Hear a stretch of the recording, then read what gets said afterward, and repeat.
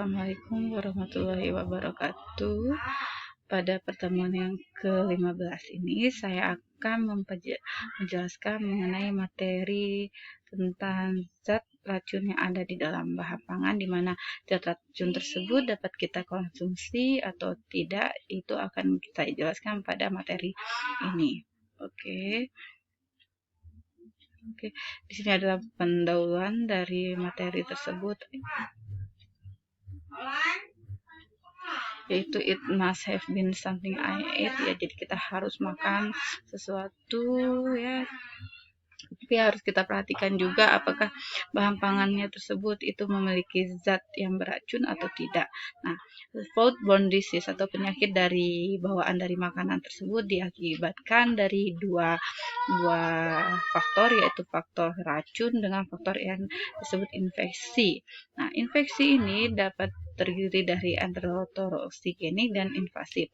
Yang kita lihat ini adalah keracunan pada bahan makanan. Itu diakibatkan dari intoksikasi atau dari keracunan dari bahan kimia. Sedangkan untuk intoksikasi tersebut itu terdiri dari keracunan dari tanaman, kemudian dari hewan, dan keracunan dari bakteri atau mikroorganisme. Untuk mikroba, keracunan dari mikroba itu terdiri dari racun dari alga, mikotoksin, ada keracunan dari bakteri, dan keracunan dari metabolisme. Kalau alga ya 1 unit seluler, kemudian kalau mikotoksin tersebut dia berasal dari misalnya ada kapang atau ada jamur yang tumbuh pada suatu jagung, itu masuk ke dalam mikotoksin. Kemudian untuk keracunan dari bakteri itu terdiri dari ada 4 kategori, yaitu ada enterotoksin, neurotoksin, interaksi with karbohidrat dan hidrogen, dan metabolismenya. Jadi kita fokus ke dalam zat racun yang ada di dalam bahan makanan ini.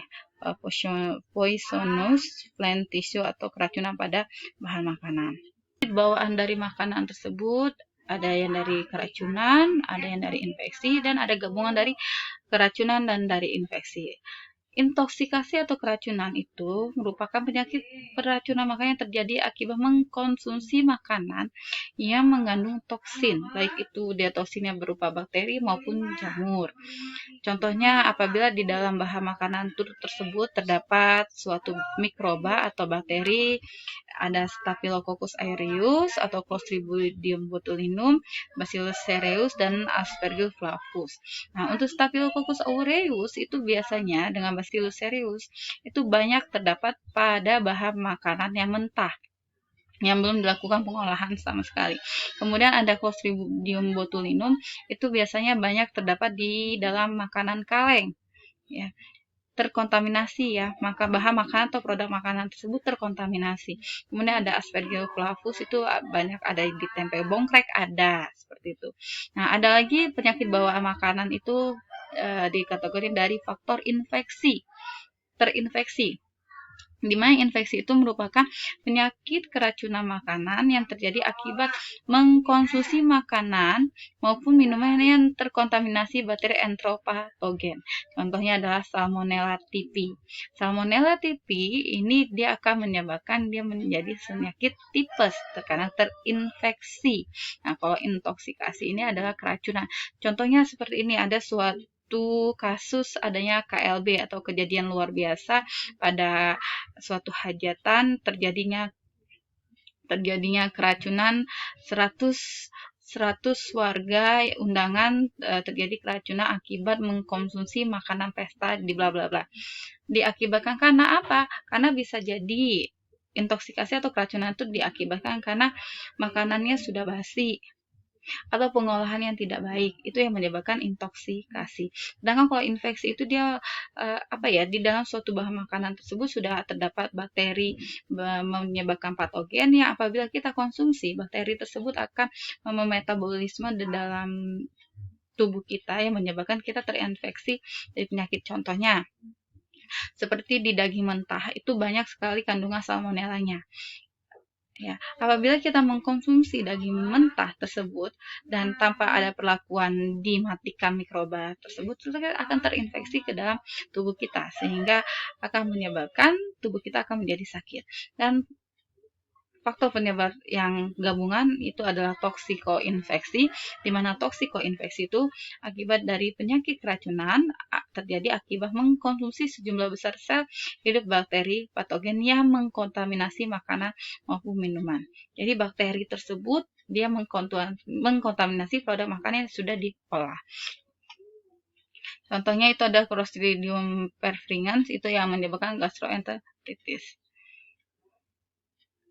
Nah, jadi foodborne disease itu akan menyebabkan orang itu akan menjadi sakit apabila dia mengkonsumsi makanan yang memiliki bawaan penyakit. Ketika manusia tersebut mengkonsumsi makanan dan minuman yang terkontaminasi oleh bahaya mikroba, kimia, insektisida atau dia serangga dan jenis bahaya lainnya. Ya, jadi akan menyebabkan dia penyakit bawaan pada akibat makanan itu akibat mengkonsumsi makanan atau minuman yang sudah terkontaminasi oleh bahaya mikroba, kimia, pestisida atau serangga dan bahaya lainnya.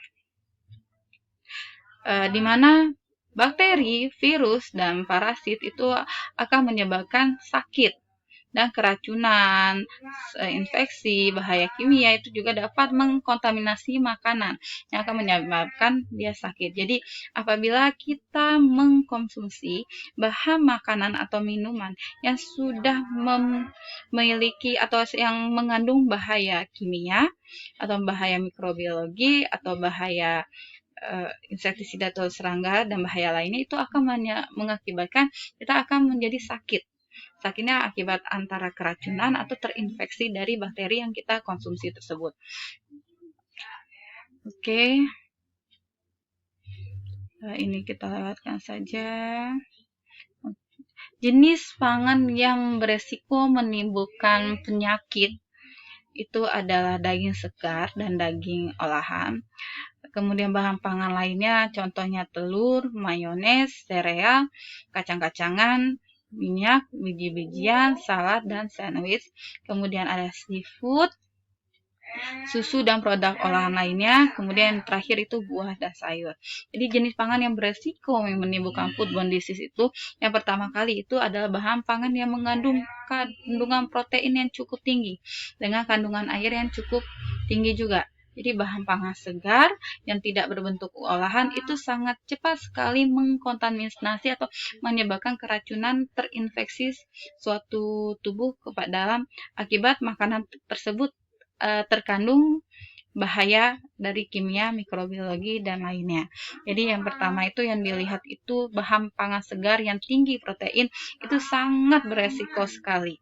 Ya, kemudian ada lagi protein, yang penting protein dengan kandungan air yang tinggi. Jadi kandungan air tinggi itu selaras atau sebanding dengan bahan pangan segar, di mana bahan pangan segar itu memiliki kandungan air yang cukup tinggi. Kemudian lagi kandungan apa? Kandungan gizi, di mana protein yang cukup tinggi juga akan mengakibatkan keracunan atau mengakibatkan terinfeksinya tubuh akibat makanan yang sudah terinfeksi oleh bahaya-bahaya tersebut.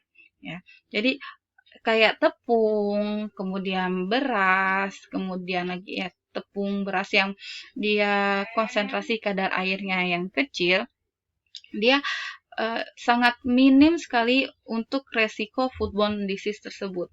Karena bakteri atau mikroorganisme itu tidak suka pada hidup pada yang kandungan gizi rendah atau yang memiliki kadar air yang rendah. Nah, ternyata daging dan produk unggas itu merupakan penyebab foodborne disease yang kedua, ya, daging dan unggas. Ya, daging dan unggas 17%. Yang pertama itu adalah seafood. yang kedua daging unggas, yang ketiga itu salad, dan yang keempat itu fruit and vegetable 7%, dan lainnya ini miscellaneousnya dari telur, salad, mayones, kemudian keju, sus, dan lain-lainnya itu ada 44%. Jadi yang paling tinggi adalah ikan, kemudian lagi diikuti oleh daging. Ya, ikan ini juga mengandung kandungan protein yang cukup tinggi dengan kadar air. Kalau ikan segar kan dia kandungan airnya cukup tinggi juga. Jadi dua ini dia menyebabkan foodborne disease.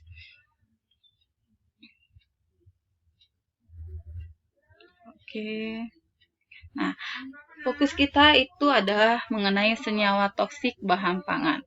Oke, di layar kalian itu sudah ada suatu kentang yang sudah diiris. Ternyata setelah diiris itu dia kulit dengan dagingnya, kentang tersebut, umbinya tersebut, dia berwarna hijau.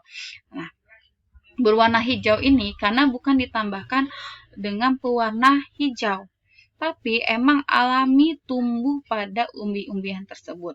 Nah, kalau hijau ini merupakan senyawa toksik yang ada di dalam kentang. Ya, nama senyawa toksiknya tersebut itu adalah glikoalkaloid atau solanin, di mana dapat dihilangkan, tapi lebih baik yang hijaunya tersebut. Kalau misalnya di rumah ada kentang, ada warna hijau-hijaunya tersebut, lebih baik yang hijau-hijaunya tersebut dihilangkan dan tidak baik untuk dikonsumsi. Ya, senyawa toksik bahan pangan yang pertama kali akan saya jelaskan itu adalah jadi bahan pangan tersebut dibagi menjadi dua jenis, yaitu bahan pangan yang mengandung zat gizi dan bahan pangan yang tidak mengandung gizi. Yang mengandung zat gizi itu seperti karbohidrat, protein, lemak, vitamin, mineral, dan air. Sedangkan yang bahan pangan yang tidak terdapat gizinya itu ada senyawa bioaktif, serat, anti gizi, dengan racun. Jadi sekarang saya akan menjelaskan tentang racun tersebut, karena racun itu bagian dari kita harus paham apakah bahan pangan itu bisa layak untuk dikonsumsi atau tidak. Karena yang kita ketahui sebagian besar bahan pangan itu pasti mengandung kandungan zat gizi yang cukup baik apabila kita konsumsi. Ternyata di bahan pangan tersebut selain dari zat gizi, terdapat juga non gizinya. Salah satunya itu adalah racun, zat racun.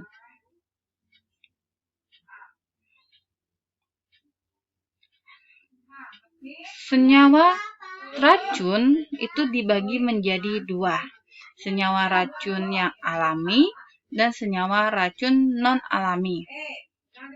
Senyawa racun alami itu dia terdapat pada bahan pangan itu sendiri. Ini yang akan kita buka atau kita kupas. Nah, dan senyawa toksin non-alami ya itu karena akibat dari lingkungan atau karena proses pengolahannya. Contohnya seperti apabila petani menggunakan pestisida, fungisida, atau insektisida untuk mematikan serangga yang menyebabkan hasil panennya menjadi minim.